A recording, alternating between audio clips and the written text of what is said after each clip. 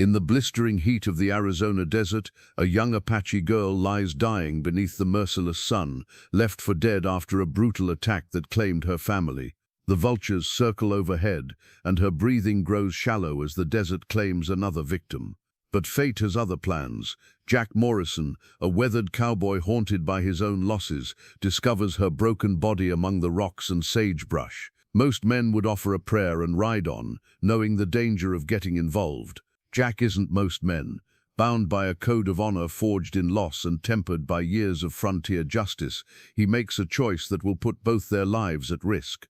As he lifts her unconscious form onto his horse, he doesn't know that vengeful riders are already tracking them, or that this act of mercy will test every survival skill he's learned in 30 years of desert life.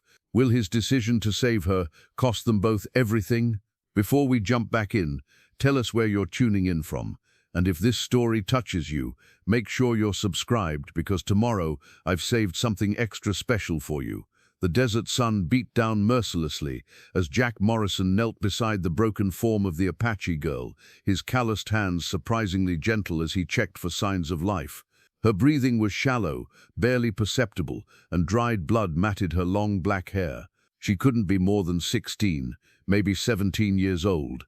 Jack's weathered fingers found the pulse point at her neck, weak but steady. She was alive, but barely. As he examined her injuries, his mind drifted to another time, another place, when he had knelt beside bodies in the desert. But those had been his own family. The memory hit him like a physical blow. Sarah, his wife of 10 years, lying motionless beside their overturned wagon. Little Emma, only 8 years old, her small hand still clutching the rag doll he had made for her birthday. The Apache war party had struck without warning, taking everything that mattered to him in the space of minutes. That was 5 years ago. 5 years of drifting from town to town, taking whatever work he could find, trying to outrun the grief that followed him like a shadow.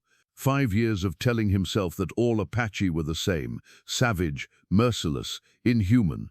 Yet here he was, cradling an Apache girl in his arms, seeing not an enemy, but a victim of the same kind of senseless violence that had destroyed his own life.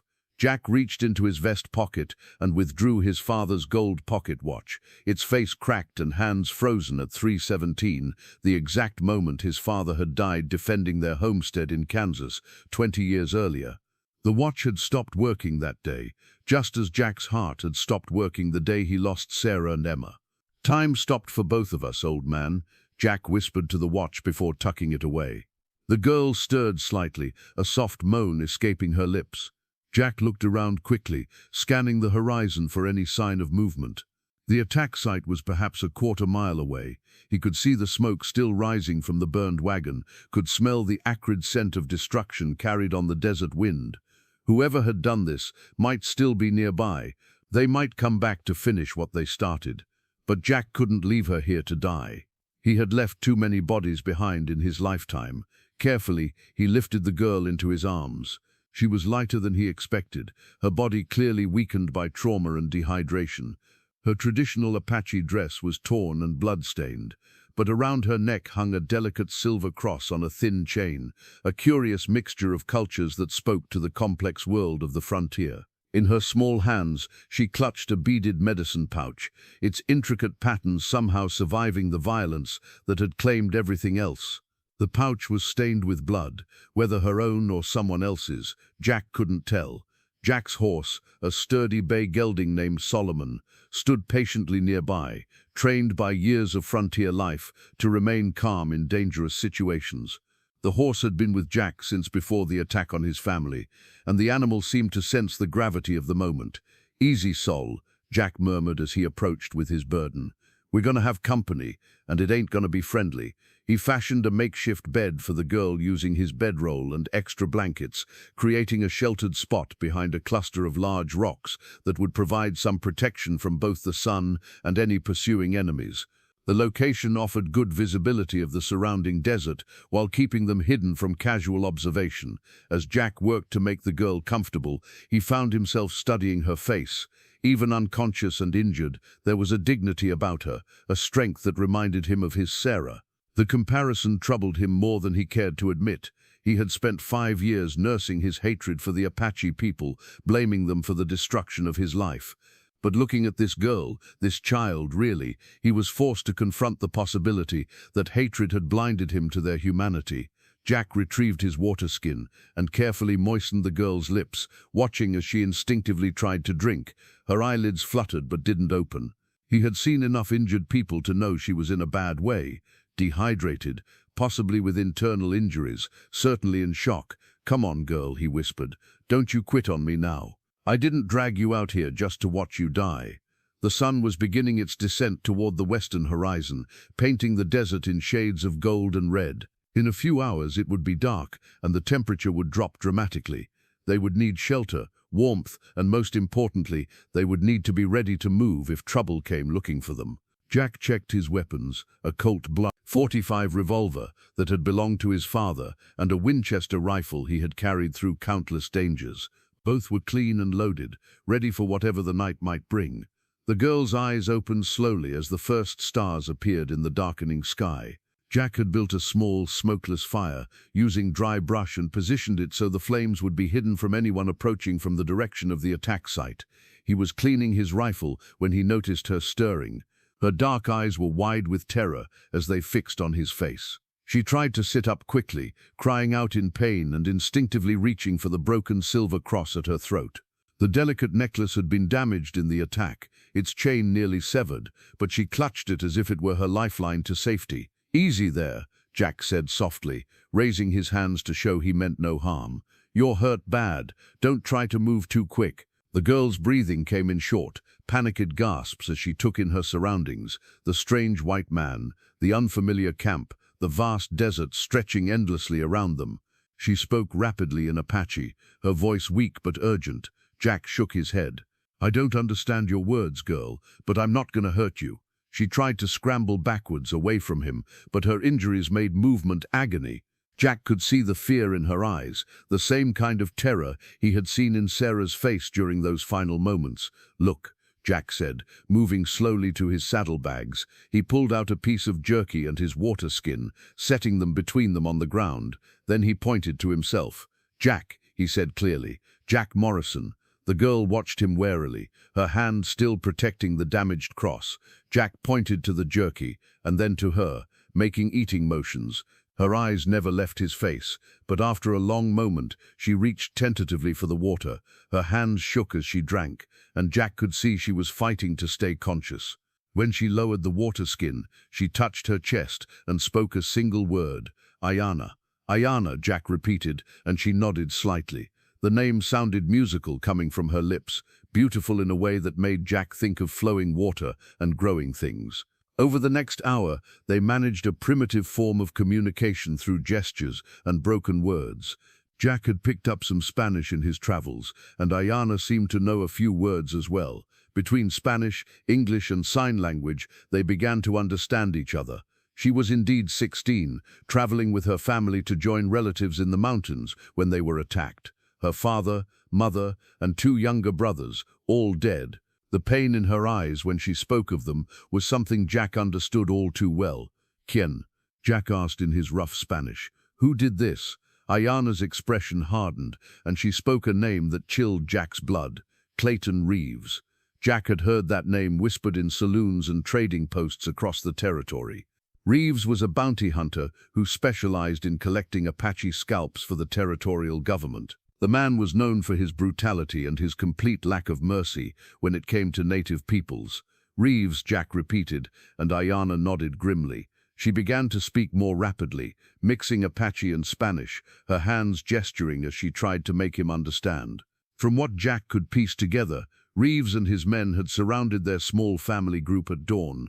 They weren't interested in prisoners or negotiations, they wanted scalps, and scalps paid the same whether they came from warriors or children.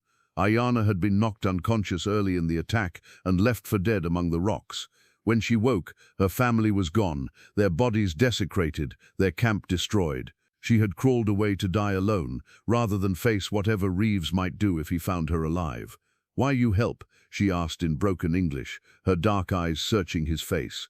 Jack was quiet for a long moment, staring into the small fire. How could he explain that he had spent 5 years hating her people, only to discover that hate was just another prison? How could he tell her that saving her might be the first good thing he had done since his own world fell apart? Because it's right, he finally said simply. Ayanna studied him with surprising intensity for someone so young and injured. Then she did something that caught Jack completely off guard. She smiled. It was a small, sad smile, but it transformed her face entirely. "Gracias," she whispered. As the night deepened around them, Jack kept watch while Ayanna slept fitfully beside the dying fire. Every sound in the desert made him tense. Every shadow could hide approaching danger. But for the first time in 5 years, Jack Morrison felt like he had a purpose beyond simply surviving until the next day. 20 miles south, Clayton Reeves sat around a campfire with his 3 remaining men, methodically cleaning a bone-handled scalping knife while he planned their next move. The blade gleamed in the firelight, its carved handle depicting scenes of violence that spoke to Reeves's twisted sense of artistry. Reeves was a man who had long ago abandoned any pretense of civilization. Gentle and lean, with pale eyes that seemed to hold no warmth, he wore his cruelty like other men wore their Sunday clothes, proudly and without shame. The territorial government paid $50 for each Apache scalp, no questions asked about age or gender. It was profitable work for a man with no conscience. "Boss," said Murphy, a grizzled ex-soldier with a whiskey-stained beard, "we got all the scalps from that family group. Why we still out here?" Reeves never looked up from his knife. "Because there was supposed to be a girl, young one, maybe 16. I saw her when we hit the camp, but when we counted the bodies, she wasn't there. Could have crawled off to die somewhere," offered Peters, the youngest of the group. "Wounded animal seeking a hole to die in." "Could have," Reeves agreed, testing the knife's edge against his thumb until a thin line of blood appeared. "But Apache women are worth more alive than dead if you know the right buyers. Mexican slavers pay good money for young ones, especially pretty ones." The 4th man, Jackson, spat into the fire, making it hiss. "Tracking one wounded girl across all this desert seems like a waste of time." Reeves finally looked up, his pale eyes fixing on Jackson with an intensity that made the other man shift uncomfortably. "Jackson, in my experience, the details are what separates successful men from dead ones. We left a job unfinished, and unfinished jobs have a way of coming back to bite you." He sheathed the scalping knife and pulled out a small leather notebook, its pages filled with careful records of his kills. Each entry included a description of the victim, the location of the kill, and the amount collected. It was a businessman's approach to murder. "Besides," Reeves continued, "that girl saw our faces. She knows our names. Apache have long memories, and they talk to white folks more than they used to. A witness is a loose end, and I don't leave loose ends." Murphy nodded slowly. "So we track her down." "We track her down," Reeves confirmed. "Shouldn't be hard. Wounded, on foot, probably delirious from heat and blood loss. She'll either be dead within a day, or she'll do something stupid that makes her easy to find." Peters kicked at the fire, sending sparks spiraling into the dark sky. "What if someone else finds her first? Lot of travelers use this route." "Then we deal with whoever found her," Reeves said simply. "Dead men don't testify in territorial courts." The bounty hunter pulled out a well-worn map of the region, spreading it on the ground between them. He traced possible routes with his finger, thinking like the predator he was. "She'll head for water first, that spring about 10 miles northeast of where we hit them. From there, she'll either try to reach the Apache settlement in the Dragoon Mountains or head for the Mexican border. Either way, we can cut her off." Jackson leaned over the map. "That's a lot of ground to cover with just 4 men. We split up," Reeves decided. "Murphy, you take the border route. Peters, check the spring and the approaches to the Dragoons. Jackson, you're with me. We'll work the middle ground." He folded the map carefully and tucked it inside his vest. "Remember, boys, this girl is worth more to us alive than dead, but if it comes down to a choice between taking her alive and letting her get away, we take the scalp. $50 is $50. The men began preparing for an early departure, checking weapons and water supplies. Reeves sat apart from them, staring into the darkness and thinking about the hunt to come. He had been tracking and killing Apache for nearly 8 years, and he had developed an instinct for how they thought, how they moved, where they would run when cornered. But something about this situation felt different. The attack site had been too clean, the bodies arranged too carefully. Someone had been there after they left, someone who had taken time to show respect for the dead. That wasn't Apache behavior. They would have taken the bodies for proper burial, not left them arranged like a memorial. Reeves smiled coldly as understanding dawned. Someone else had found the girl, someone with different customs and different priorities. A white man, most likely, and a soft-hearted one at that. "Well, stranger," Reeves murmured to the darkness, "looks like you just made this hunt a lot more interesting." Dawn came too quickly, and with it the realization that they couldn't stay hidden much longer. Jack had dozed fitfully through the night, waking at every sound, his hand never far from his gun. Ayana had slept better, but he could see the fever in her cheeks and the way she favored her left side, where she had taken the worst of her injuries. They needed water desperately. Jack's supply was running low, and in this heat, dehydration would kill them as surely as any bullet. But the nearest reliable water source was the spring 10 miles northeast, exactly where their pursuers would expect them to go. "We move now," Jack said quietly, helping Ayana to her feet. "While it's still cool." She nodded, understanding the urgency even through her pain. As they prepared to leave, she pulled out a small hand-carved water gourd from her medicine pouch. The gourd was a work of art, its surface decorated with intricate Apache symbols that seemed to tell a story of water and survival. "Grandfather," she said in her broken English, touching the gourd reverently, "make this. He teach me desert." Jack examined the gourd with respect. It was lighter than his heavy canteen and designed to keep water cool, even in extreme heat. The old Apache who had crafted it understood something about desert survival that Jack was still learning. "Show me," Jack said simply. What followed was a lesson in desert craft that humbled the experienced cowboy. Ayana, despite her injuries, demonstrated knowledge that had been passed down through generations of desert dwellers. She showed him which plants held water in their roots, how to find moisture in seemingly dry creek beds, and how to read the behavior of birds and animals to locate hidden springs. "Water flows under," she explained, kneeling carefully beside a line of slightly greener vegetation. "Always flows, even when land looks dead." She used a sharp stick to dig down about 2 feet until moisture appeared in the hole. It wasn't much, but in the desert, every drop mattered. They filtered the muddy water through Jack's bandana and added it to their supply. The morning progressed with agonizing slowness. The sun climbed higher and the temperature rose steadily.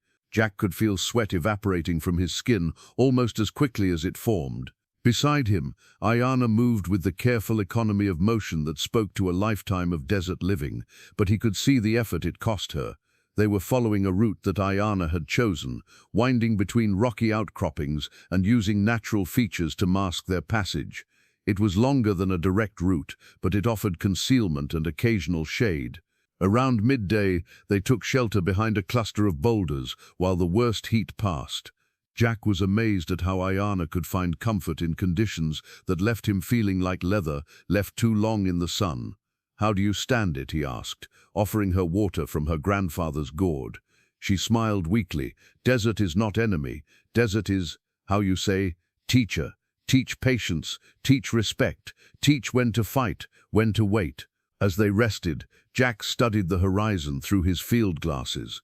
There was no sign of pursuit yet, but he knew that wouldn't last. Men like Reeves were persistent, and they had resources. "Ayana," he said carefully, "these men who killed your family, they won't stop looking for you." Her expression hardened. "I know. They take scalps for money. Government pay them to kill my people." The simple statement carried a weight of injustice that made Jack's throat tight. He had known about the bounty system, had even considered it justified after what happened to his family. Now, looking at this girl who had done nothing wrong except survive an attack, he felt ashamed of his former attitudes. "We'll get through this," he promised. "I won't let them take you." Ayana looked at him with those dark, serious eyes. "Why you do this? Risk life for Apache girl? Your people and my people. We fight long time." Jack was quiet for a moment, watching heat waves shimmer off the distant rocks. "Maybe it's time some of us stopped fighting and started acting human." As the afternoon wore on, they resumed their careful progress across the desert. Ayana's knowledge proved invaluable again and again. She led them along routes that would leave minimal tracks, found patches of shade that Jack would have missed, and demonstrated how to move efficiently in the crushing heat. But as the sun began its descent toward the western horizon, Jack spotted something that made his blood run cold. Far behind them, barely visible against the desert landscape, a thin column of dust rose into the still air. Riders, coming fast, and there was nowhere left to run. The dust cloud was getting closer. Jack estimated they had maybe an hour before their pursuers would be within rifle range. He and Ayana had taken shelter in a shallow depression surrounded by red rocks, but it was temporary protection at best. "We need to keep moving," Jack said, checking his weapons again. Ayana nodded, but he could see the exhaustion in her face. The day's travel had taken everything she had, and her injuries were slowing them down. They both knew that at their current pace, the riders would catch them before nightfall. As they prepared to leave their meager shelter, Jack pulled out his worn leather journal from his saddlebag.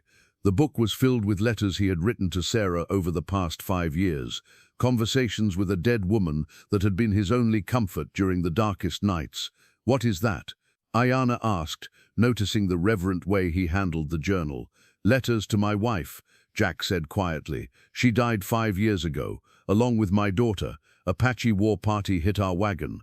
Ayana's eyes widened, understanding flooding her face. "You hate Apache, but you saved me." Jack opened the journal to a random page, reading his own words written months earlier.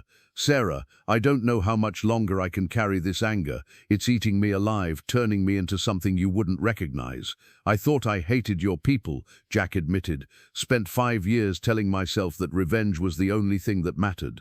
But hate is just another kind of prison, and I'm tired of being locked up." He closed the journal and looked at Ayana directly. "My wife was a good woman. She would have helped you without thinking twice about what tribe you came from. Maybe it's time I started honoring her memory by acting like the man she married instead of the bitter fool I became." Ayana reached out tentatively and touched the journal's worn cover. "You write to dead wife every few days. Helps me remember who I used to be, who I want to be again.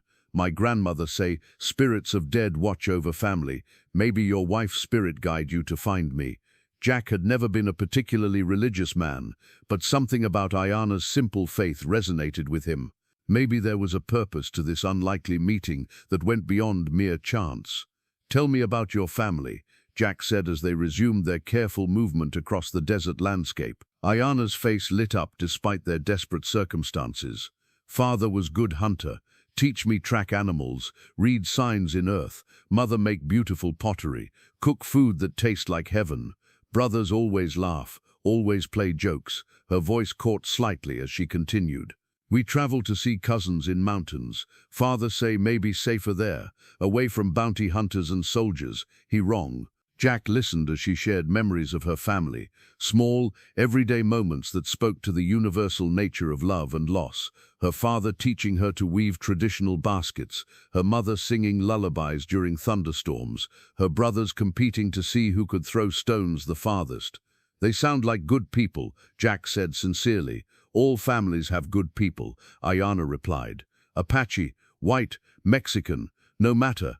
Good people love children, protect family, help strangers in trouble." Her words carried a wisdom that made Jack feel foolish, forever believing that skin color or tribal affiliation determined a person's worth. He had let grief and anger blind him to basic human truths that this 16-year-old girl understood instinctively. As the afternoon heat reached its peak, they took shelter again in the shade of an overhanging rock formation. Jack dampened his bandana with precious water and offered it to Ayana to cool her fevered face. The simple gesture of care seemed to mean more to her than elaborate speeches about redemption or forgiveness. "Jack," she said quietly, "if bad men catch us, you no worry about me. You run. Live good life for your Sarah." "That's not happening," Jack replied firmly. "We stick together, we look out for each other, and we both get through this alive." Ayana smiled sadly. "You good man, but sometimes good men die because they try save people who already lost." "Maybe," Jack admitted, "but I'd rather die trying to save someone than live knowing I gave up on them." He pulled out the journal again and began writing a new entry. "Sarah, I found something today that you would have loved. Proof that there's still goodness in this world, even in the darkest places." If something happens to me, know that I finally remembered what you tried to teach me about seeing the humanity in everyone." The dust cloud behind them was definitely closer now, and Jack could make out individual riders. The hunt was entering its final phase. With their pursuers closing in, Ayana made a decision that surprised Jack. Instead of continuing their flight across open ground, she led him toward a narrow canyon that cut deep into the red rock mesa ahead of them. "This way," she said, pointing toward what looked like an impassable wall of stone. "That's a dead end," Jack protested. "We'll be trapped." "Trust me," Ayana replied simply. "My people know this place long time." As they approached the canyon mouth, Jack could see that what had appeared to be solid rock was actually a narrow passage barely wide enough for a horse and rider. The walls rose hundreds of feet on either side, creating a natural corridor that seemed to lead into the heart of the mesa. Ayana paused at the entrance and placed her hand on the rock wall where ancient petroglyphs had been carved deep into the stone. The symbols were old, older than any living memory, and they seemed to tell a story of water, shelter, and safe passage. "Grandfather carved these," she said reverently. "Mark safe path for people who know how to read." The petroglyphs were intricate and beautiful, depicting spirals, animals, and human figures that seemed to dance across the rock face. Some showed water flowing from stone, others depicted families traveling safely through dangerous places. To Jack, they looked like a map, written in a language he was only beginning to understand. "What do they say?" he asked. Ayana traced one of the spirals with her finger. "This one say water, hidden inside canyon. This one Walton of narrow places where horse cannot pass. This one," she paused at a symbol that showed figures helping each other across a difficult passage.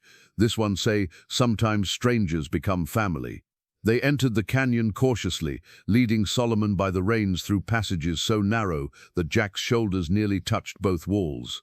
The air was cooler here, and he could hear the sound of water echoing off the stone walls somewhere ahead. "How did you know about this place?" Jack asked as they navigated a particularly tight squeeze. "Father bring me here when I was small girl. Say it holy place, protected by spirits of ancestors. Say if I ever in great danger, canyon will hide me." The passage opened into a wider chamber, where sunlight filtered down from far above, illuminating a small spring that bubbled up from the rocks.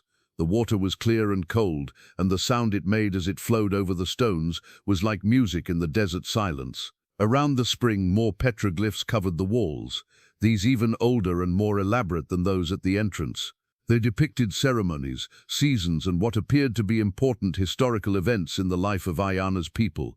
Jack knelt beside the spring and filled their water containers while Ayana stood before the largest petroglyph panel, her lips moving in what he assumed was a prayer in her native language. "What are you saying?" he asked respectfully. "Ask ancestors for protection. Ask them to judge if white man with kind heart can be trusted in sacred place." Jack felt the weight of that responsibility. This wasn't just a hiding place. It was a holy site that had sheltered Ayana's people for generations. The fact that she had brought him here spoke to a level of trust that he wasn't sure he deserved. "Ayana, I'm honored that you shared this with me." She turned from the petroglyphs and smiled. "Ancestors say you have good spirit. They say you understand that some things more important than skin color." As they rested beside the spring, Jack realized that their pursuers would never find this passage without Apache guidance. The canyon entrance was nearly invisible from a distance, and even if someone discovered it, the narrow passages would force any attackers to come single file, neutralizing their numerical advantage. "We could stay here," Jack suggested. "Wait them out." Ayana shook her head. "Sacred place not for hiding from violence. Sacred place for healing, for learning, for remembering who we are. We take what canyon offers, water, rest, wisdom, then we go." She pointed to another series of petroglyphs that seemed to show a path leading up through the rock walls. "Ancestor path goes to mesa top. Very dangerous climb, but possible for people who know the way." Jack studied the cliff face and saw hand and footholds that had been carved into the stone, creating a route that would be nearly impossible to follow without knowledge of its existence. "That's got to be a 300-foot climb," he said. "Yes, but at top we see for many miles, see where enemies go, choose our own path." As they prepared for the dangerous ascent, Jack took one last look at the petroglyphs surrounding the sacred spring. The ancient symbols seemed to watch over them, offering the protection of generations of wisdom and survival. The climb up the canyon wall proved to be every bit as treacherous as Jack had feared.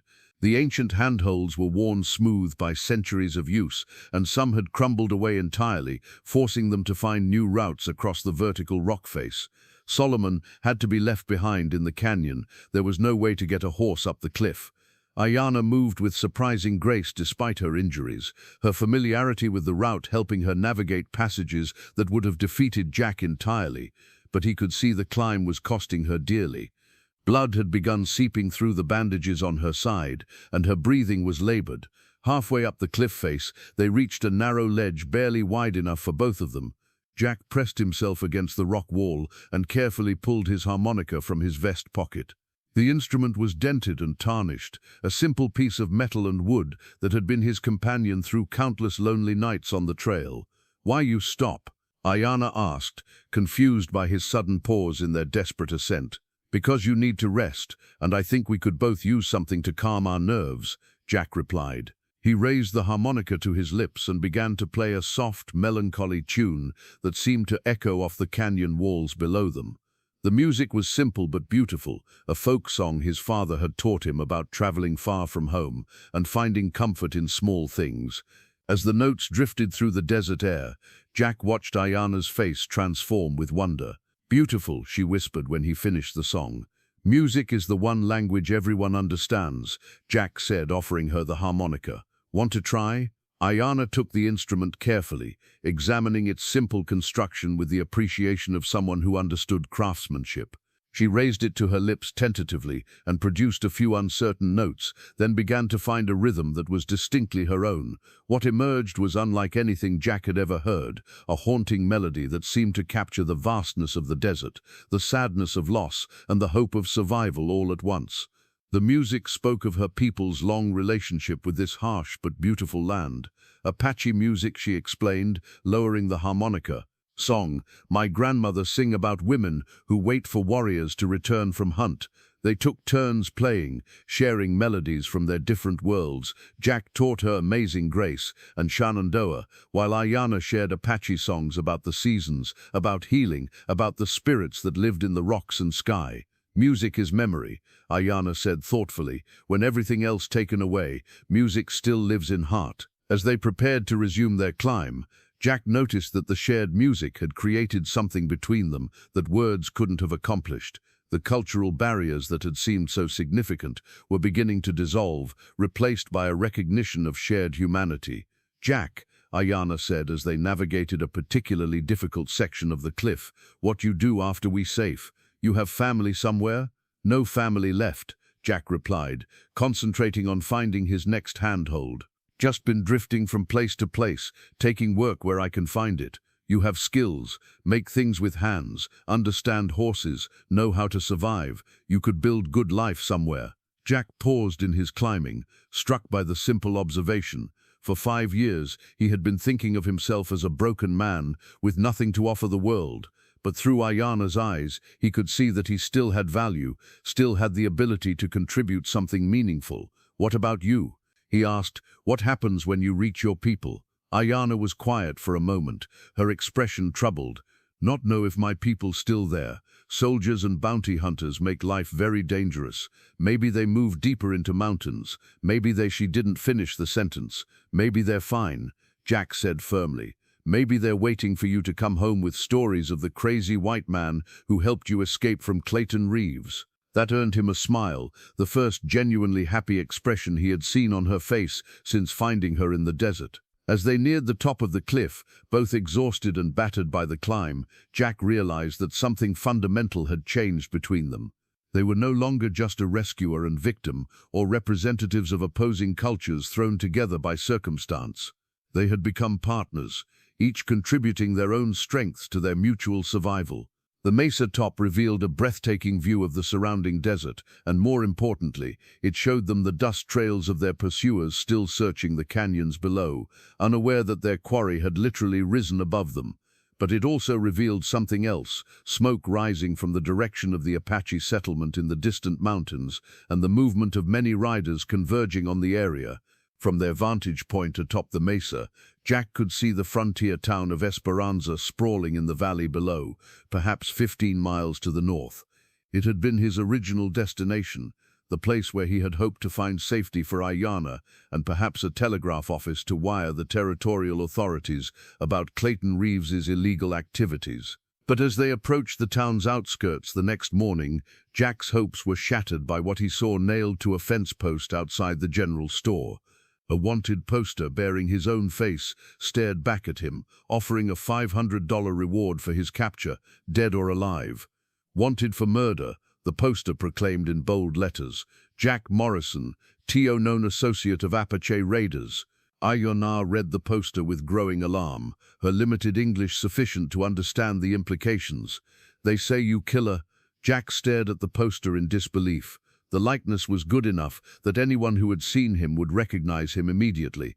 Below his picture, the charges were laid out in stark detail: conspiracy with hostile Indians, murder of territorial citizens, theft of government property. It's all lies, Jack said grimly. But lies on official paper carry the same weight as truth in places like this. A second poster was nailed beside the first, this one bearing Clayton Reeves's name and identifying him as a special territorial agent authorized to use any means necessary to apprehend dangerous fugitives. The document gave Reeves legal authority to pursue them anywhere in the territory and to recruit local assistance in their capture. Reeves did this, Jack realized. He's not just a bounty hunter anymore, he's made himself into a lawman with papers to prove it. Ayana touched the posters with trembling fingers. How can they say these things? You save life, not take life. Because Reeves has connections in the territorial government, and I'm just a drifter with no one to vouch for me. In the eyes of the law, his word carries more weight than mine. Jack studied the town below them, noting the increased activity around the sheriff's office and the unusual number of armed men gathered in the streets. Word of the reward had clearly spread quickly, and half the town seemed to be preparing for a manhunt. We can't go down there, Jack concluded. Too many people looking for that reward money. As they retreated from the town's edge, they encountered an unexpected figure, an elderly Mexican man leading a burro loaded with supplies. The man looked up at them with curious but not unfriendly eyes. "Buenos dias," the man said cautiously. "You are far from the road, senor." Jack's hand moved instinctively toward his gun, but something in the old man's demeanor suggested he meant no harm. "Just traveling through," Jack replied carefully. The old man's eyes took in Ayana's traditional dress and Jack's travel-stained appearance. His expression grew more serious. "Perhaps you should know, senor, that there are men in town asking many questions about a gringo and an Apache girl. They offer much money for information." "What kind of men?" Jack asked. "The kind that bring trouble wherever they go," the old man replied. "I am called Eduardo. I have lived in these mountains for 70 years, and I know the difference between good men and bad men." Eduardo reached into his supplies and pulled out a folded piece of paper. "They gave me this to post in my village," he said, handing Jack the document. It was another wanted poster, but this one was different. Instead of official territorial letterhead, it bore the seal of a private bounty hunting organization. The reward had been increased to $1,000, and the charges now included crimes against the territorial peace and inciting Indian uprisings. "They're building a case against me piece by piece," Jack realized, "making it look like I'm some kind of renegade who's stirring up trouble with the Apache." Eduardo studied both of them carefully. "You do not look like troublemakers to me. You look like people who are trying to do right in a world that makes it very difficult. We just want to get the girl to safety," Jack said honestly. "And where is safety for an Apache girl in Arizona territory?" Eduardo asked pointedly. "The reservation? The missions? Mexico?" It was a question that Jack hadn't fully considered. Even if they escaped Reeves and reached Ayana's people, what kind of life awaited her? The Apache were being systematically hunted, their traditional ways of life destroyed, their children taken to government schools to be civilized. "I don't know," Jack admitted, "but anywhere has got to be better than letting Reeves get his hands on her." Eduardo nodded approvingly. "A man who admits he doesn't know everything is a man who might learn wisdom. Come, there is something you should see." Eduardo led them away from the town toward a small canyon, where his humble adobe home sat, nestled among ancient cottonwood trees. The old man moved with the careful economy of someone who had learned to read the desert's moods and respect its dangers. "My home is simple, but it is safe," Eduardo said as they approached the modest dwelling. "The men in town, they do not come this far into the desert unless they have very good reason." As they entered the cool interior of the adobe house, Eduardo walked to a wooden chest in the corner and withdrew a yellowed piece of paper. The document was written in Spanish, but Jack could make out an official seal and what appeared to be a signature at the bottom. "Telegraph message," Eduardo explained, translating as he read, "came through town yesterday from Tucson. Says territorial governor, declares state of emergency. All Apache to be rounded up and taken to new reservation. Any who resist to be considered hostile. Any white men helping Apache to be arrested as traitors." The implications hit Jack like a physical blow. The territorial government wasn't just tolerating Reeves' activities, they were actively supporting them. What had begun as a personal rescue mission had become something much larger and more dangerous. "They're using us," Jack realized. Reeves and his men murder a family, and when someone tries to help the survivor, they turn it into justification for more violence against all Apache. Ayana listened to the translation with growing despair. "My people, where will they go? Reservation like prison. Children taken away, old ways forbidden." Eduardo folded the telegraph message carefully and returned it to the chest. "This is not the first time such messages have come through. They always promise peace and prosperity, but somehow peace never arrives." Jack studied the old man's weathered face, recognizing the wisdom of someone who had witnessed decades of broken promises and cyclical violence. "Eduardo, why are you helping us? You could turn us in and collect that reward money." "Ah, senor, money cannot buy back a man's soul once he has sold it," Eduardo replied. "I have seen what happens when good people do nothing while evil men make laws." The old man walked to his small kitchen and began preparing a simple meal of beans, tortillas, and coffee. As he worked, he shared his own story, how he had fled Mexico during the Revolution, how he had watched the Apache and Mexican peoples displaced by American expansion, how he had learned that survival sometimes meant choosing conscience over comfort. "The telegram, it also mentions something else," Eduardo said quietly. "Says there will be special reward for information leading to capture of the renegade Morrison and his Apache accomplice."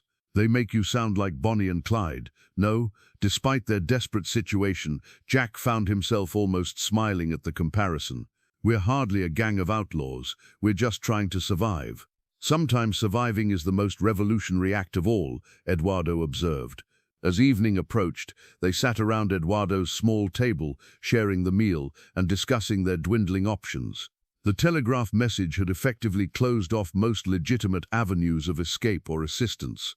Any official they approached would be bound by territorial law to arrest them.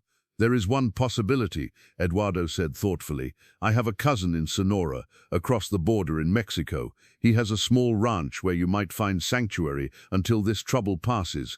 "Mexico," Jack mused. "I hadn't considered that." "It is not perfect solution," Eduardo admitted. "Mexican authorities have their own agreements with Americans about returning fugitives. But my cousin, he is not fond of authorities of any kind." Ayana looked uncertain. "Jack, if you go to Mexico, you can never come back. You lose everything you know." "What do I have to lose?" Jack asked. "I'm already a wanted man with no home and no family. At least in Mexico, we might have a chance at building something new." Eduardo reached into his chest again and withdrew a hand-drawn map showing routes through the desert to the Mexican border. "The journey is dangerous, much desert, little water, and the border guards shoot first and ask questions later, but it is possible." As they studied the map by lamplight, Jack realized that the telegraph message had done more than just complicate their immediate situation. It had forced him to confront fundamental questions about what kind of life he wanted to build and where he was willing to build it. "Eduardo," Jack said finally, "if we do this, if we try for Mexico, would you consider coming with us? A man with your knowledge and connections could start over anywhere." The old man smiled sadly. "These old bones belong in this desert, senor. But you and the girl, you have many years ahead of you. Don't let other men's hatred decide how you spend them." The storm struck without warning as Jack and Ayana made their way toward the Mexican border, following Eduardo's hand-drawn map through increasingly desolate terrain. What had been a clear desert night suddenly exploded into chaos as lightning split the sky and rain began falling in torrents that turned the hard-packed earth into treacherous mud. They took shelter beneath a rocky overhang, barely large enough for both of them, pressing close together as the wind howled across the desert landscape. Jack had managed to grab his bedroll and Ayana's tattered Indian blanket before the worst of the storm hit, but their supplies were scattered and they were both soaked to the skin. The blanket was a beautiful piece of work despite its condition, woven from soft wool in traditional Apache patterns of red, black and white. It had belonged to Ayana's grandmother, one of the few possessions she had managed to save from the attack that destroyed her family. "Grandmother make this when she was young woman," Ayana explained as they huddled together under the meager shelter. "She teach me patterns mean different things. This one for protection, this one for family, this one for long journeys."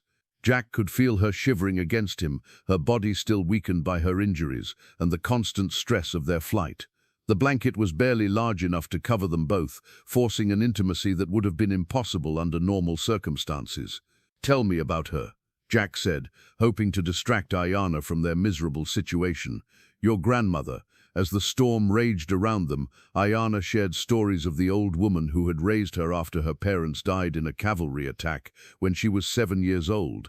Her grandmother had been a repository of traditional knowledge, a keeper of stories, songs, and healing practices that stretched back generations. "She say blanket holds spirit of all women who touch it," Ayana continued, pulling the wool more tightly around them. "Every tear mended, every washing, every time it keeps someone warm. Blanket remember and become stronger." Jack found himself studying the intricate patterns in the lamplight, filtering through the storm. What had seemed like simple geometric designs revealed themselves to be complex symbols, telling stories of survival, adaptation, and endurance. "She teach me that Apache women must be like this blanket," Ayana said quietly, "must bend without breaking, must protect what matters most, must remember our purpose, even when everything else change." As the night wore on and the storm showed no signs of abating, Jack became acutely aware of Ayana's presence beside him. The young woman who had been barely alive when he found her in the desert had grown stronger during their journey together, revealing depths of courage and wisdom that amazed him. "Jack," she said softly, "what happened between us when we reached safety? You go your way, I go mine." It was a question that had been haunting Jack as well. Somewhere during their shared trials, his feelings for Ayana had evolved beyond simple protective instinct. She was no longer just a victim he was trying to save. She had become the most important person in his world. "I don't know," he admitted. "In a perfect world, it wouldn't matter that we come from different peoples, but this isn't a perfect world. My grandmother say that sometimes the heart knows truths that the mind cannot understand." Ayana replied. "She say love is like water. It finds way around obstacles, flows where it needs to go." Jack turned to look at her in the dim light, seeing not the frightened girl he had found dying in the desert, but a woman of remarkable strength and beauty. "Ayana, what are you saying?" "I saying that maybe this storm bring us together for reason. Maybe we meant to share more than just this blanket." The words hung between them like a bridge. Neither was sure they should cross. The attraction had been building for days, but acknowledging it meant confronting the enormous obstacles that stood in their way. "The world we live in doesn't make it easy for people like us," Jack said carefully. "Then maybe we make our own world," Ayana replied simply. Outside their shelter, the storm continued its assault on the desert, but inside the small space they had created together, something profound was shifting. The shared warmth of the blanket, the intimacy forced by their circumstances, and the growing certainty that they might not survive to see another day, combined to break down the last barriers between them. When Jack finally reached out to touch her face, Ayana didn't pull away. When she leaned into his touch, he felt something inside his chest that had been frozen for 5 years finally begin to thaw. The storm raged until dawn, but neither of them minded the delay anymore. The morning after the storm brought crystalline air and deceptive calm to the desert landscape. Jack and Ayana had made good progress toward the border, following game trails that Eduardo had marked on his map. The shared intimacy of the previous night had changed something fundamental between them, creating an unspoken understanding that went beyond words, but their newfound happiness was shattered when the distinctive crack of a rifle shot echoed across the canyon ahead of them. Then another, and another. Jack immediately pulled Ayana behind a cluster of boulders, his hand moving instinctively to his Winchester. Through his field glasses, he could see riders positioned on the ridgeline about half a mile ahead, at least 4 men with rifles, and more moving into position. "Ambush," Jack said grimly. "They've been tracking us." Clayton Reeves emerged from behind a rock formation, his silver-inlaid rifle gleaming in the morning sun. The weapon was a custom-made Sharps .50 caliber, deadly accurate at long range, and decorated with intricate engravings that spoke to its owner's vanity. It was a gun meant to intimidate as much as kill. "Morrison," Reeves called out, his voice carrying clearly across the desert air. "I know you can hear me. You've led us quite a chase, but it's time to end this." Jack studied the terrain through his glasses, noting how perfectly Reeves had positioned his men. The bounty hunter had chosen a natural bottleneck where the trail passed between high canyon walls. There was no way around, and going back would mean crossing open ground under rifle fire. "What does he want?"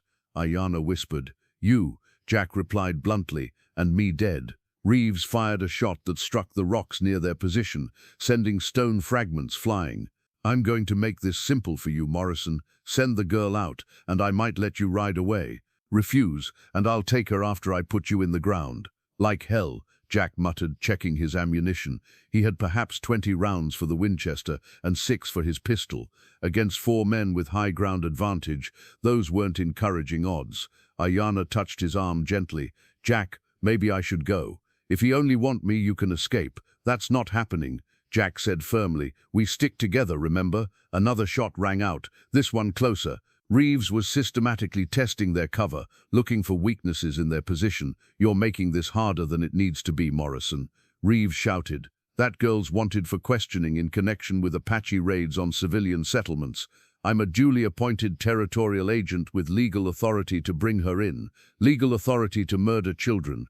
Jack called back. "War makes orphans, Morrison. That's the price of civilization." Jack realized that Reeves actually believed his own justifications. In the bounty hunter's mind, he wasn't a murderer, he was a soldier fighting for the advancement of white civilization against savage resistance. "Jack," Ayana said quietly, "there is narrow path behind us, very dangerous, but possible to climb. If we can reach higher ground." Jack looked where she pointed and saw handholds carved into the rock face, nearly invisible unless you knew what to look for. Another example of ancient Apache knowledge providing solutions that white men would never consider. "Can you make that climb with your injuries?" Jack asked. "Have to try. Better than waiting here to die." They began their ascent just as Reeves lost patience and ordered his men to advance. The bounty hunters moved carefully but confidently, certain that their quarry was trapped. Halfway up the cliff face, Ayana's strength began to fail. The climb was reopening her wounds, and Jack could see blood seeping through her clothing. But she refused to give up, her jaw set with the same determination that had kept her alive in the desert. "Almost there," Jack encouraged, though he could see she was near collapse. That's when Murphy, one of Reeves's men, spotted them on the cliff face and raised his rifle. The shot echoed off the canyon walls as rock exploded inches from Ayana's head. "They're climbing the back wall," Murphy shouted. Reeves cursed and began repositioning his men, but the Apache route had given Jack and Ayana a crucial advantage. By the time the bounty hunters could get into position to fire effectively, their quarry had disappeared over the rim of the canyon. But Jack knew this was only a temporary respite. Reeves would find another way to corner them, and next time they might not be so lucky. The hunt was entering its final phase, and the silver-inlaid rifle would not rest until it had claimed its targets. Jack knew they couldn't keep running. Ayana was losing blood again, her face pale with exhaustion, and their water was nearly gone. More importantly, Reeves had demonstrated that he could track them anywhere in this desert. It was time to make a stand. He led Ayana to a defensive position among a cluster of red rocks that offered good sightlines and multiple escape routes. As they settled into their makeshift fortress, Jack pulled out his father's Colt .45 revolver, checking the cylinder one more time. The weapon was over 30 years old, but had been lovingly maintained, its blue steel finish worn smooth by decades of use. "This belonged to my father," Jack told Ayanna as he cleaned the gun with methodical precision. "He carried it through the war, used it to defend our farm in Kansas, passed it down to me before he died." The revolver represented more than just a weapon. It was a connection to family honor, to men who had stood their ground when standing was required. Jack's father had been a Union soldier who believed in justice, a farmer who believed in hard work, and a father who believed in protecting what mattered most. "Father always said a man's character shows clearest when he's outnumbered," Jack continued, loading fresh cartridges into the cylinder. "Said running away isn't always cowardly, and standing to fight isn't always brave. The trick is knowing which choice serves something bigger than yourself." Ayanna watched him with understanding eyes. "You choose to fight for me. I choose to fight for what's right," Jack corrected gently. "You just happen to be what's right in this situation." Through his field glasses, Jack could see Reeves and his men approaching cautiously across the desert floor. The bounty hunter had learned to respect his quarry's resourcefulness and wasn't taking any chances, but Jack could also see that Reeves' patience was wearing thin. The man wanted this hunt finished. "Morrison," Reeves called out when he reached speaking distance, "you're in a good position, I'll give you that, but you're still outnumbered 4-1, and we've got all the time in the world." Jack checked his rifle one more time, then settled into a shooting position behind the rocks. "Not much time for talking, Reeves. Either come and take us or ride away. You know I can't do that. Too much money involved now." "Money," Jack said to Ayanna, "always comes down to money with men like him." Reeves began deploying his men in a classic flanking maneuver, using the terrain to close off escape routes while maintaining covering fire. It was competent tactics, the work of someone who had done this many times before. Jack waited until the first man, Peters, came within rifle range, then squeezed off a careful shot. The young bounty hunter yelped and dove for cover as the bullet struck the rock beside his head. "That's close enough," Jack announced. What followed was a deadly game of cat and mouse among the red rocks. Jack used every trick he had learned in years of frontier living, changing positions frequently to avoid return fire, and picking his shots carefully to conserve ammunition. But Reeves was patient and methodical. Each time Jack fired, the bounty hunter's men moved a little closer, narrowing the circle around the rock formation. Jackson managed to reach a position where he could fire down into Jack's cover, forcing another dangerous relocation. During one particularly intense exchange, Murphy broke cover and charged toward their position, clearly hoping to end the fight quickly. Jack's father's Colt spoke twice in rapid succession, and Murphy went down hard, clutching his shoulder. "Murphy's hit," Jackson called out. "Leave him," Reeves ordered coldly. "We finish this first." The casual dismissal of his wounded man revealed everything about Reeves' character. Jack realized he was fighting someone who viewed human life as nothing more than a business expense. As the afternoon wore on, Jack found himself in an increasingly desperate situation. His ammunition was running low, Ayanna was struggling to stay conscious, and Reeves was systematically eliminating their options. But the old Colt never failed him. Each shot was true, each decision calculated, each moment of danger met with the steady courage his father had tried to instill in him decades earlier. "Jack," Ayanna whispered during a brief lull in the fighting, "whatever happens, I want you to know that these days with you have been the happiest of my life." "Don't talk like that," Jack replied, reloading the revolver with his last cartridges. "We're getting out of this." But as Reeves prepared for what would clearly be the final assault, Jack gripped his father's gun and prepared to sell their lives as dearly as possible. The final confrontation came as the sun reached its zenith, casting harsh shadows among the red rocks. Clayton Reeves approached alone, his men providing covering fire from concealed positions. In his hand, he carried not his rifle but a small leather badge case that he held out like a shield. "I want you to see this, Morrison," Reeves called out, opening the case to reveal an official territorial marshal's badge. "This makes everything I've done legal, sanctioned by the government you claim to serve." Jack studied the badge through his field glasses, noting its pristine condition and official appearance. But something about it struck him as wrong, too new, too perfect, lacking the wear that came from years of legitimate use. "Where'd you get that badge, Reeves?" Jack called back. Territorial governor himself pinned it on me 3 months ago. Special appointment to deal with the Apache problem in this region.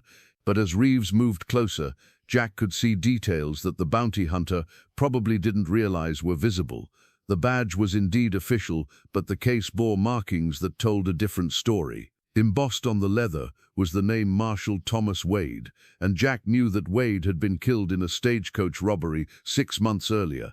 That badge belonged to Tom Wade, Jack said, loud enough for everyone to hear. Which means you either robbed his body or bought it from someone who did. Reeves' confident expression flickered for just a moment. Marshal Wade died in the line of duty. I was appointed to fill his position. Tom Wade was my friend, Jack continued, his voice carrying across the desert. Good man, honest lawman. He'd be sick to see his badge carried by a murderer like you. Enough talk, Reeves snarled, his veneer of legal authority cracking. You're harboring a hostile Indian in violation of territorial law. Surrender now or face the consequences. The only consequence I'm worried about is letting you walk away from here alive, Jack replied. That's when Ayanna surprised everyone by standing up behind their cover, despite her wounds and weakness. Clayton Reeves, she called out in a clear, strong voice. You want Apache girl? Here I am. Ayanna, get down, Jack hissed, but she ignored him. You kill my family for money, she continued, addressing Reeves directly. You steal badge from dead man to make murder legal. But you still just killer who hide behind false papers. Reeves raised his pistol toward Ayanna, his face twisted with rage. Shut your mouth, you little savage. That was the moment Jack had been waiting for. As Reeves focused on Ayanna, Jack rolled out from behind cover and fired 3 quick shots from his father's Colt. The first shot knocked the false badge from Reeves' hand, sending it spinning through the air. The second shattered the bounty hunter's gun arm. The third took him in the chest. Reeves staggered backwards, looking down at the spreading red stain on his shirt with genuine surprise. He had been so certain of his victory, so confident in his authority, that the possibility of defeat had never truly occurred to him. That badge, Reeves gasped, reaching toward the fallen case with his good hand. Doesn't belong to you, Jack finished, walking toward the dying man with his gun still drawn. The other bounty hunters, seeing their leader fall, began to break and run. Peters and Jackson mounted their horses and fled toward the horizon, abandoning the wounded Murphy and their dead boss without a second thought.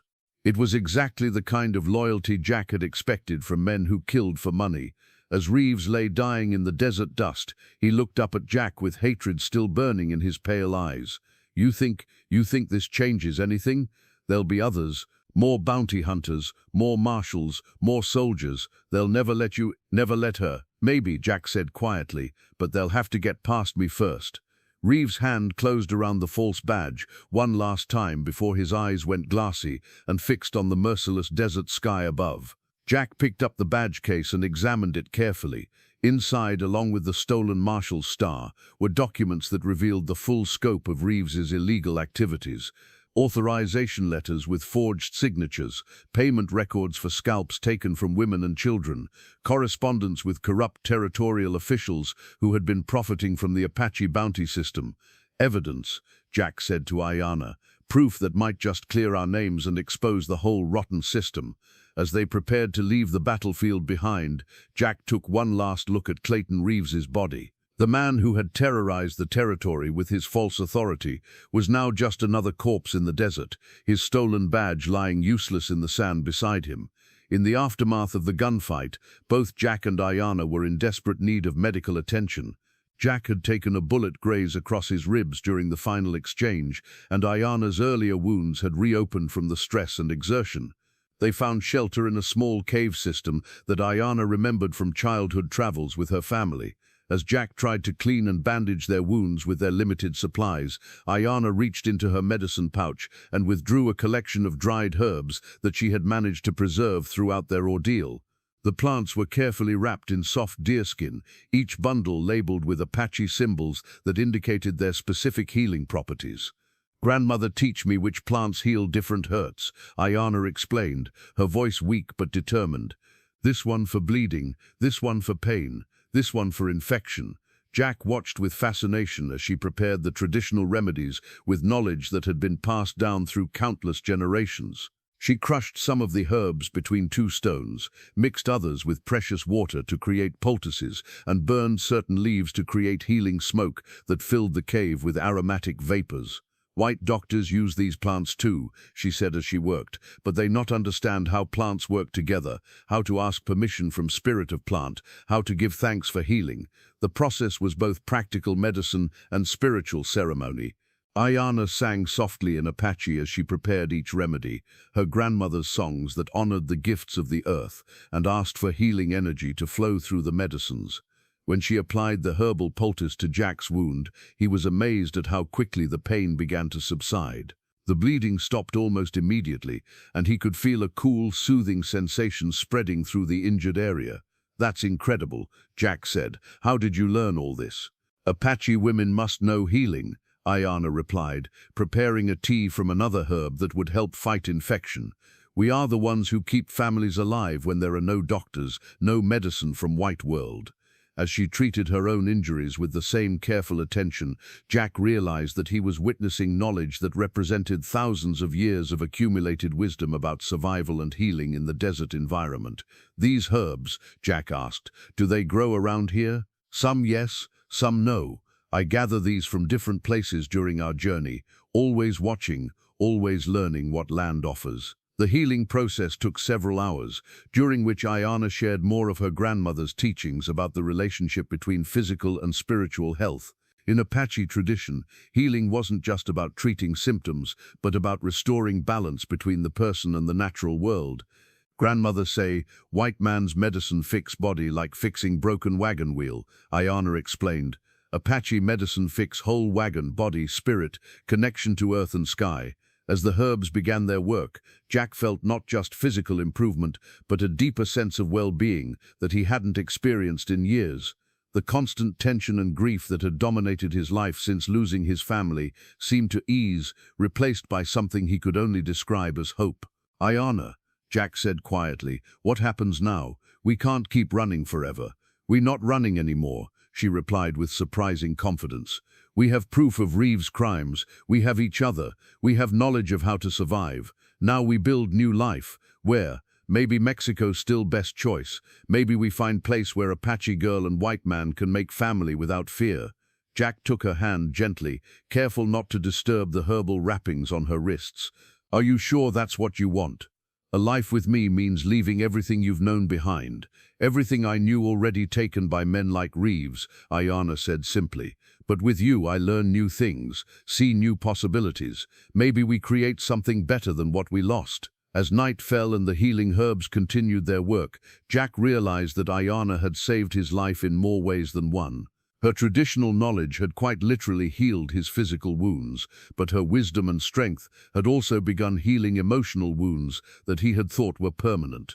The sacred healing herbs represented not just medical treatment, but the preservation of ancient knowledge and the possibility of bridging two worlds that had too often been at war. In caring for each other with both practical skill and spiritual understanding, Jack and Ayana had found a path toward not just survival, but genuine healing and growth. Tomorrow they would continue their journey toward Mexico and whatever future awaited them there. But tonight, surrounded by the scent of healing herbs and the quiet strength of their love, they were exactly where they needed to be. 3 days later, while searching through Clayton Reeves' abandoned campsite for supplies, Jack made a discovery that changed everything. Hidden in the bounty hunter's saddlebags, beneath the stolen marshal's badge and forged documents, was a leather portfolio containing official land deed papers. The documents were authentic. Jack could tell by the quality of the paper, the official seals, and the precise legal language. What shocked him was that the deeds were made out in his own name, 320 acres of territorial land granted to John Morrison in recognition of service to territorial interests. "I don't understand," Jack said, studying the papers carefully. "I never applied for a land grant. I never served territorial interests." Ayana examined the documents with him, her basic literacy allowing her to pick out key words and phrases. "Papers say you own land? Where?" Jack checked the survey descriptions and cross-referenced them with his mental map of the region. The property was located in a valley about 50 miles south of their current position, near the Mexican border, but still within Arizona territory. This land, it's in a good area. Water rights, grazing potential, protection from the worst weather. Jack shook his head in confusion. But these papers have to be forgeries. Reeves probably had them made to support some future claim. But as he examined the documents more closely, Jack noticed something that made his blood run cold. The papers were dated 3 months earlier, exactly when Reeves had claimed to receive his marshal's appointment, and the territorial governor's signature looked authentic. Ayana, I think Reeves was setting me up for something bigger than just murder charges. I think he was planning to kill me and then claim my land using these forged deeds. But if papers are real papers, not forgeries? Jack considered this possibility. Then someone in the territorial government wanted me to have this land. But why? The answer came to him gradually as he thought about the timing and the location. The land grant was positioned strategically near the Mexican border, in an area where the territorial government was having difficulty maintaining control. It was the kind of place where they would want reliable settlers, people who could defend themselves and establish American presence. They wanted me to be a buffer, Jack realized. Someone to hold this land against Apache raids, Mexican incursions, bandits. They were planning to give me this property and then use my presence to justify increased military activity in the region.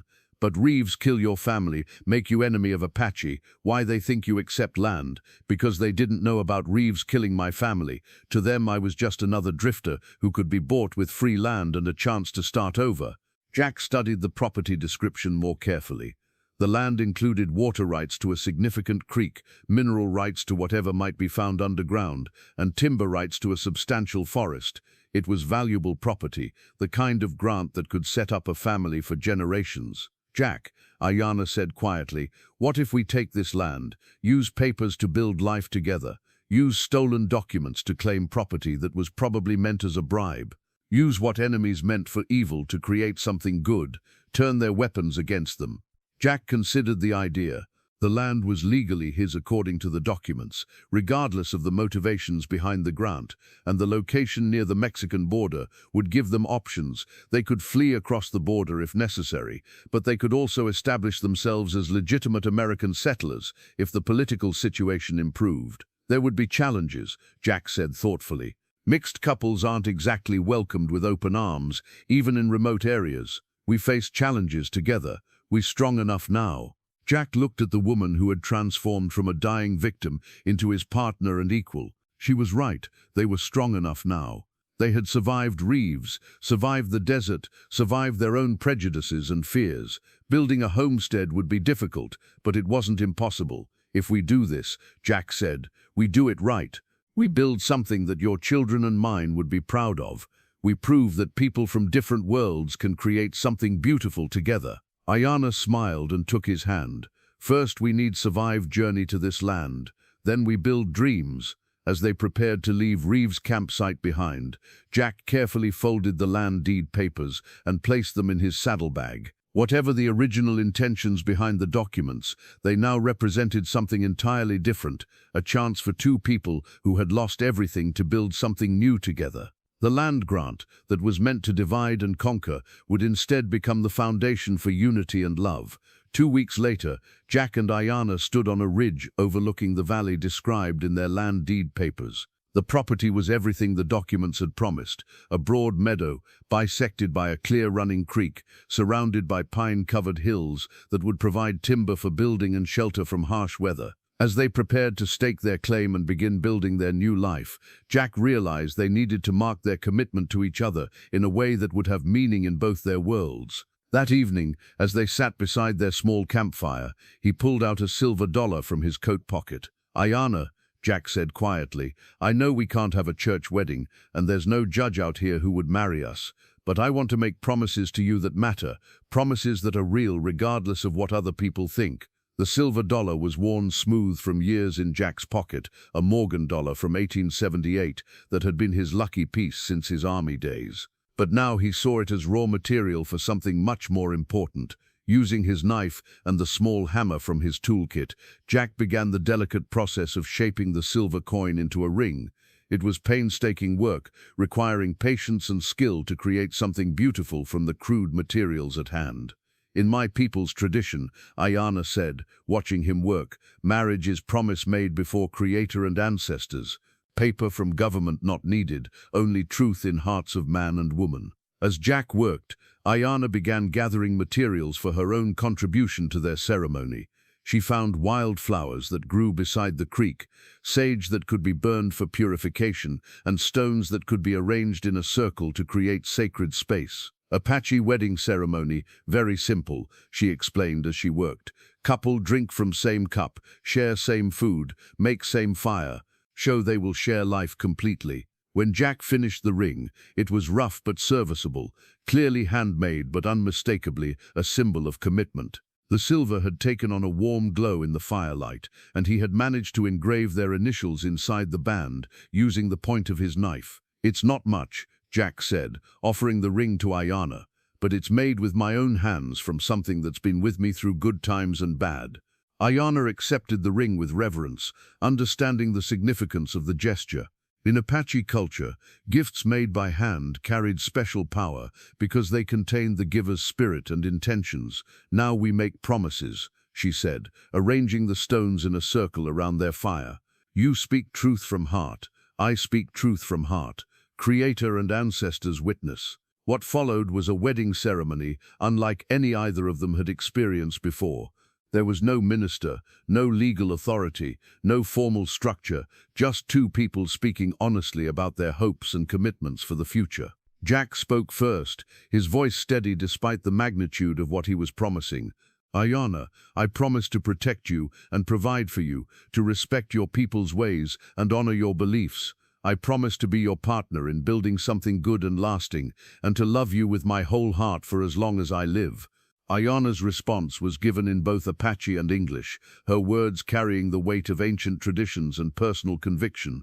Jack Morrison, I promise to stand beside you in all times, to share your burdens and your joys. I promise to bring wisdom of my people to our life together, to give you children who honor both our heritages, to love you until stars fall from sky.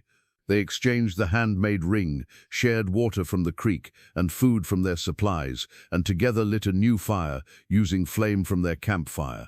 Each act symbolized their intention to merge their separate lives into one shared existence. As the ceremony concluded, they sat together beside their fire, under a canopy of desert stars, legally married in no jurisdiction, but bound together by something deeper than law. What happens if someone challenges our marriage? Jack asked. Claims it's not valid because we have no official papers? Then we show them this, Ayana said, holding up her hand where the silver ring caught the firelight.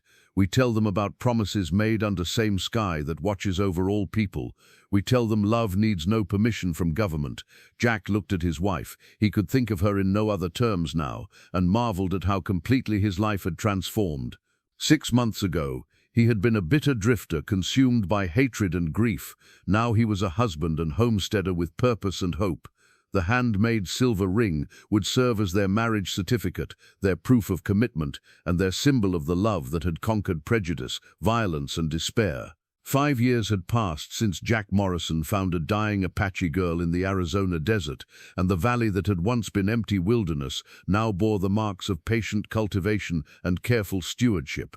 The homestead that Jack and Ayana had built together was modest but thriving, a sturdy log house with glass windows, a barn that sheltered horses and cattle, gardens that produced enough food for their growing family, and surplus to trade with neighbors. On this particular morning, Jack knelt in the rich soil of their vegetable garden, carefully planting seeds that Ayana had saved from the previous year's harvest. The seeds were a mixture of traditional Apache varieties and crops that Jack had brought from his farming background. Corn, beans, squash, tomatoes, and herbs that served both culinary and medicinal purposes. "Papa, why do you put seeds so deep?"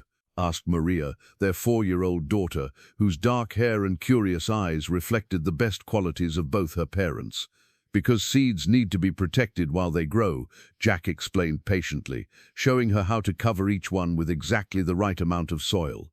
"Too shallow, and the birds eat them. Too deep, and they can't reach the sun." Maria nodded seriously and began helping with the planting, her small hands remarkably gentle for someone so young. Nearby, baby Thomas slept peacefully in a cradle that Jack had carved from local pine, his features still too young to clearly reflect either parent, but already showing signs of the strong constitution that would serve him well in frontier life. Ayana emerged from the house, carrying a pitcher of cold water and cups for the workers. At 21, she had grown into a woman of remarkable strength and beauty, her traditional Apache dress now complemented by practical frontier accessories that spoke to her adaptation to their new life. "The Morrison family is becoming quite the farming operation," said a familiar voice from the ridge above their house. Jack looked up to see Eduardo approaching on his burro, the old Mexican's face creased with the smile of someone who took genuine pleasure in the success of people he cared about. The elderly man had become a regular visitor to their homestead, bringing news from the outside world and serving as unofficial grandfather to their children. "Eduardo," Maria called out, running to greet the old man with the enthusiasm reserved for beloved family members. "Hello, little flower," Eduardo replied, lifting her easily despite his age. "Have you been helping your parents make things grow?" "I planted all these seeds myself," Maria announced proudly, gesturing toward the garden rows. Eduardo examined her work with mock seriousness. "Very impressive. I predict a magnificent harvest." As they shared their midday meal under the shade of cottonwood trees that Jack had planted beside the creek, Eduardo brought news from the territory. The Apache wars were finally winding down, with most tribes now settled on reservations. The territorial government had recognized several mixed marriages and was beginning to grant citizenship rights to Apache women who married white men. "Things are changing," Eduardo observed, slowly but changing nonetheless. Jack and Ayana exchanged glances, understanding that their decision to build a life together despite social opposition had contributed to that change, one family at a time. "What about Reeves' crimes?" Jack asked. "Any word about the investigation?" "The Territorial Attorney General issued a formal report," Eduardo replied. "Seems several government officials were prosecuted for corruption related to the bounty system. Your evidence helped expose the whole operation." Jack nodded with satisfaction. The documents they had recovered from Reeves' body had indeed helped clean up the territorial justice system, though the process had taken years and the changes were still incomplete. As the afternoon wore on, Jack found himself reflecting on the unlikely journey that had brought them to this place. The valley that had seemed like such a risky gamble 5 years earlier now felt like the most natural place in the world for them to be. The planted seeds in their garden represented more than just next year's harvest. They symbolized the growth and continuity that he and Ayana had created together. Their children would grow up bilingual and bicultural, comfortable in both the Apache and Anglo worlds, prepared to build bridges that their parents' generation had struggled to construct. "Jack," Ayana said softly as they watched Maria and Eduardo examining flowers beside the creek, "do you ever regret the choice we made?" Jack looked at his wife, his children, the homestead they had built with their own hands, and the peaceful valley that had become their sanctuary. "Not for a single day," he replied honestly. As the sun set over their mountain valley, painting the sky in shades of gold and red, the Morrison family gathered on their front porch for the evening ritual of storytelling and music. The seeds they had planted that day would sprout and grow, just as the love they had planted in the desert had grown into something beautiful and enduring. In the end, that was the true measure of their success, not just that they had survived, but that they had created new life where others had seen only death and division.